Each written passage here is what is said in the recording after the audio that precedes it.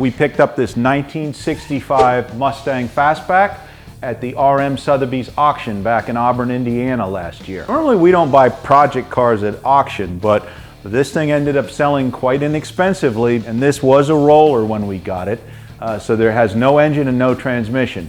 It is not a priceless Shelby Mustang. It looks like one, but it is actually a 6-cylinder fastback that we will convert and basically make a replica of a Shelby Mustang. So if you want to race a Mustang, there's several different ways to go. The most expensive one is probably a 65 fastback.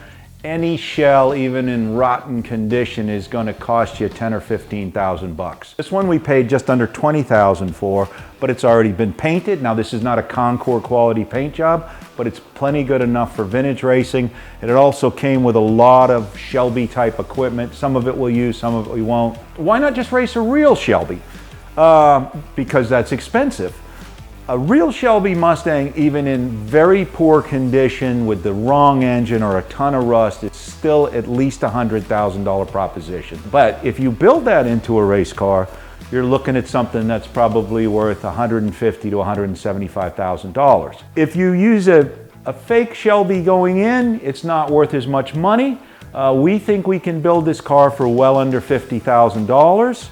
And have it competitive. We're building it for HSR's Group 3, which is a little bit more of a limited prep class. Even in Group 3 HSR trim, it's got about a 500 horsepower engine. So to give you a comparative lap time on something like a spec Miata, the lap record, which is probably faster than we could go, is about a 142 at Road Atlanta. So this should be about 5 seconds a lap faster. But the ultimate speed isn't really what this is about. The vintage racing community in general, and HSR in particular, are such a great group of guys to run with. There are going to be plenty of cars to run with, so lots of competition. We're going to have a lot of fun, and we're going to make a lot of noise. Again, what you choose as a car matters. If you choose a cheap, disposable car, at the end of it, you probably won't get much of your money back.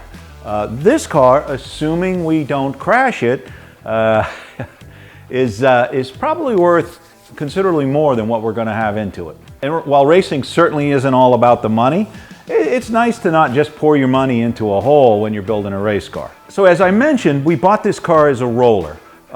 So far, we have gutted the interior and we've started building a roll cage. We used the R model roll bar that came with the car as a starting point, and we've gone from there to develop a full cage. We've also found a great partner for this car.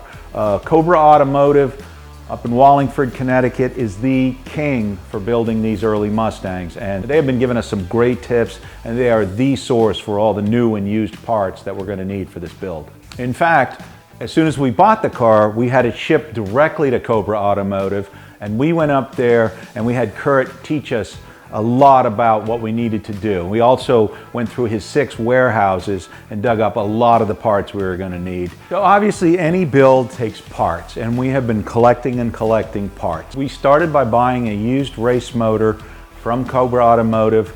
We picked up a 302 with about 500 horsepower. The rules call for iron block and iron head, and other than that, internals are pretty much open. So we've got a pretty stout engine that we're going to run. A 5-speed transmission conversion is not allowed in the class, but you can use an upgraded transmission. We went with a Rolltech 4-speed, which while the Rolltech looks like a top loader that would have come in a lot of Mustangs, this one is really been optimized and modified for durability and performance.